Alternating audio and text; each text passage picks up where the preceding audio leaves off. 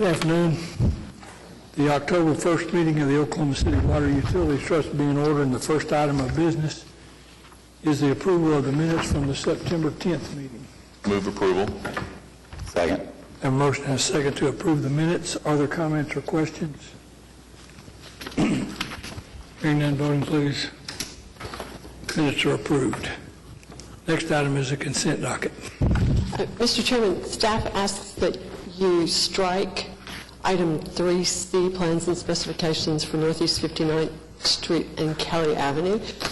We received some additional information after your agenda was posted, and would like to review that material in detail.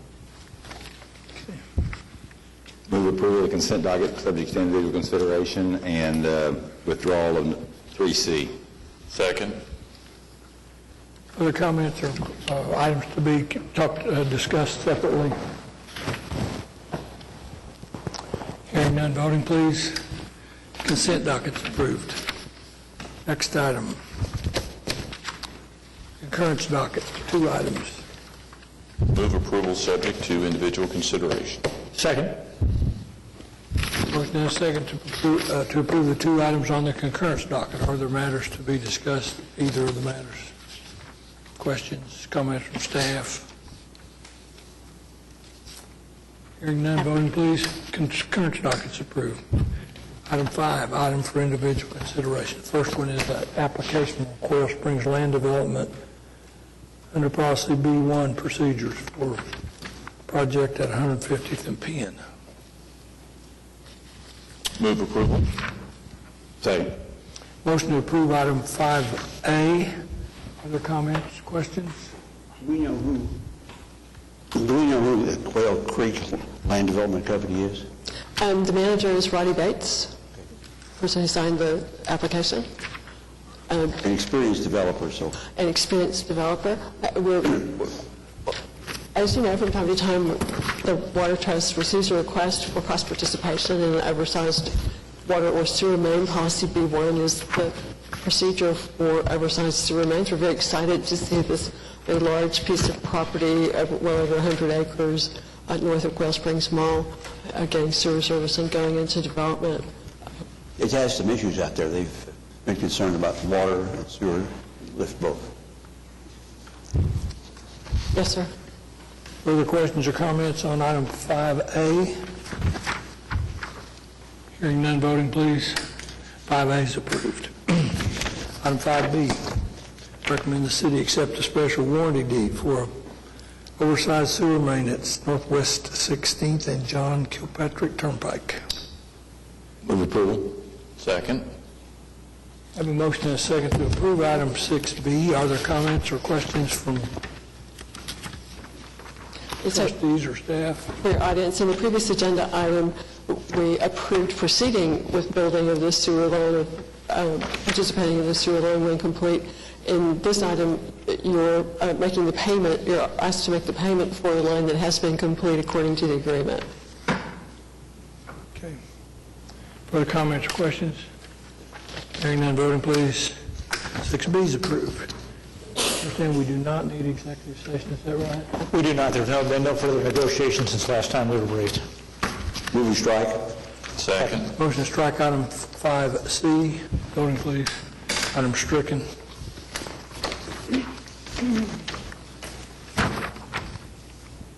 Next item's comments from trustees. Are there comments? I guess I'm not. I'll wait till the general manager report. Excuse me. Well, I have a request. Can we get a brief summary of the water lake conditions? It's in our packet. I think our viewers on television might be interested. Yes. In the packet is the report for the end of August, and we've just passed, of course, the end of September. Lake Canton is not materially changed since last month. A key one because it's the lake level that is the lowest of the group. Lake Atoka and McGee Creek. Atoka's down about 3.5 feet. McGee Creek is just right at full. Draper Lake is at 1181.8, which puts it about 5 feet below what we consider to be the normal operation, although not completely full.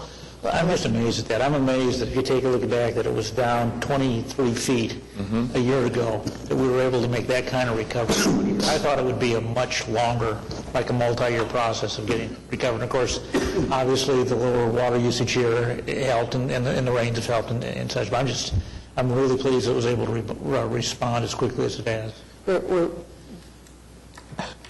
We're very pleased to have Lake Draper back to more normal conditions, just for the comfort it gives us in the event of any other problems transporting water.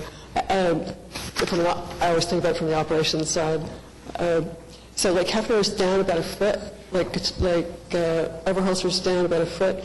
Neither of them got an appreciable amount of water. We are diverting what little water came down the North Canadian. And that's all about how dry it was in September.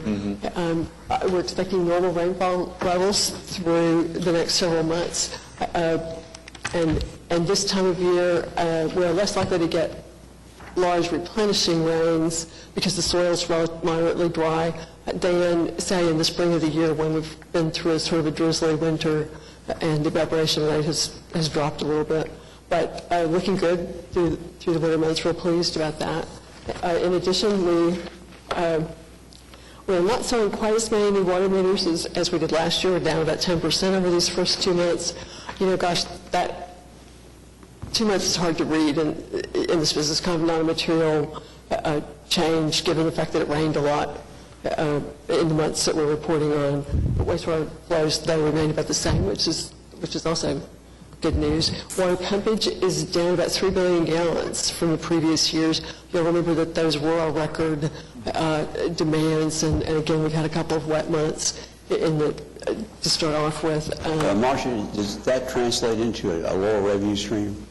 It does. It's about $8 million low, but we finished last year at about on the water side, about $9 million above our forecast. So we feel very comfortable that we're on forecast, even though it was a wet year. Wet summer. How much does, is there some ratio between the cost of getting the water here and treating it and selling it between the amount sold? Is there some appreciable decline in overhead when we...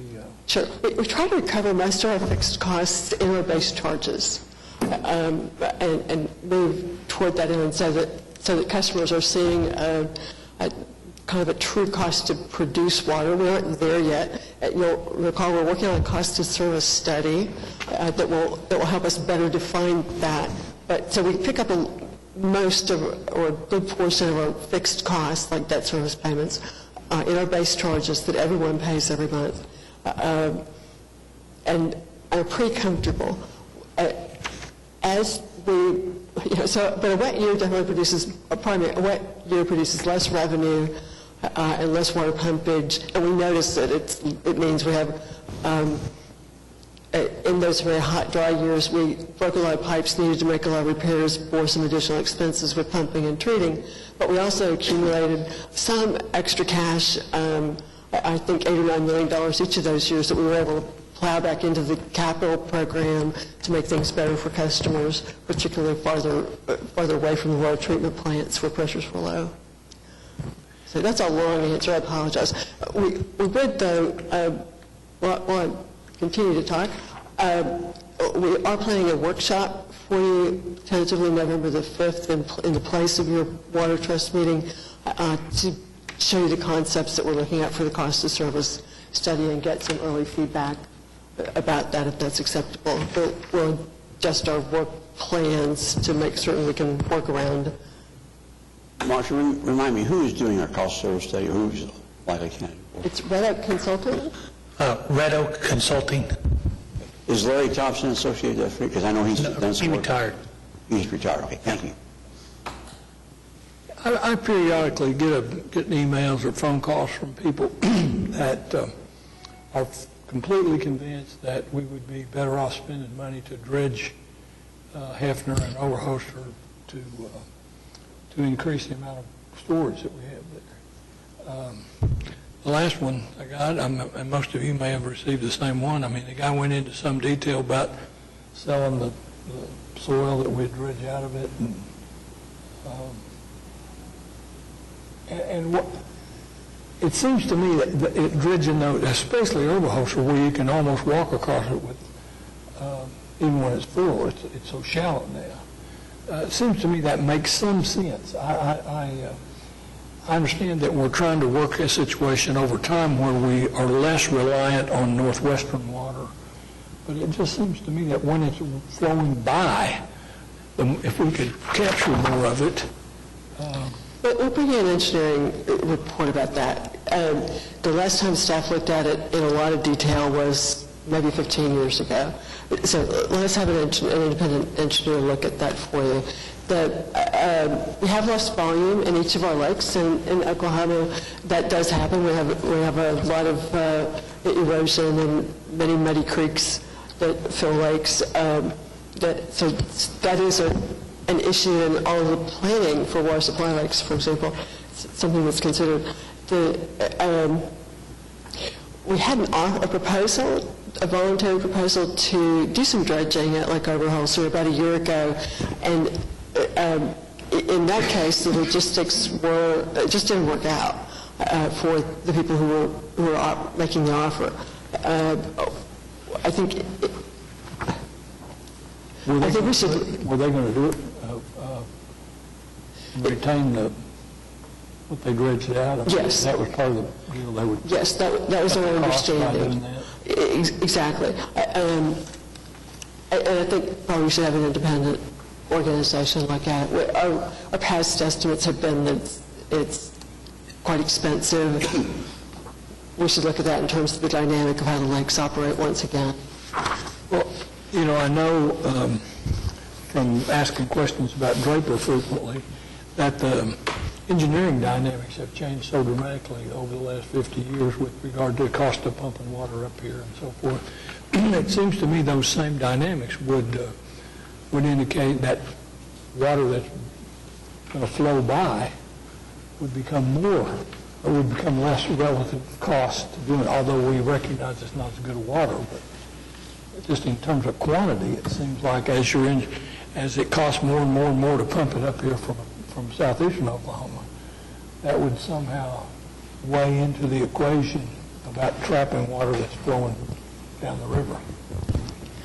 As we looked at implementing the water conservation program and calculating the volume of water we had available in each of the lakes, the volume the lakes stored and what we could take out of the lakes with our existing pumping systems, we found that the data about the lake volume varies, is different in some ways than we would have expected. The latest survey was in 2001 by OWRB, as I recall, for most of our lakes. So we're also interested in bringing commonality to that data, but have not looked at what the cost might be of that kind of study or survey to make certain we have just a better understanding of where we are to start with. And I think that would be part of a similar effort to look at dredging. Marsh, as you do that evaluation, I think it's a good idea to do the evaluation. If you take a look at what other conservation district states, other people are doing, because I don't think there's a lot of it going on, and there's probably a reason for it. It's really expensive, but that doesn't mean we shouldn't look at it and find out how expensive, because it could work. But there's some successful programs elsewhere. We ought to see if we can try to identify those. Well, we have access to those kinds of resources. That's a really good first step. Thank you. It just has kind of a logic on its face that I have a hard time, obviously it will be driven by what the costs are. But Logic ignores economics. Exactly. But on its face, the logic sounds very good. But and because of that, I'd like to see us look at it at least. I would like to say that the last week we met with the McGee Creek Association the McGee Creek Authority and the Lake Atoka Association in Atoka. It was a very good meeting. We are very fortunate, I think, to have partners in southeastern Oklahoma that seem very much to understand the situation with regard to the conflicts we have with the tribes, and they're they're very proud of the system that we have, and they seem very pleased to be a part of it, and it's always kind of nice to go down and get your engine a little bit recharged by those folks who are glad that we're there, then. So, anyway, any other comments from trustees? General manager reports. Is that, we did it. I believe that I've covered pretty much what was in the report, yes. Are there citizens to be heard? Hearing none, we're adjourned.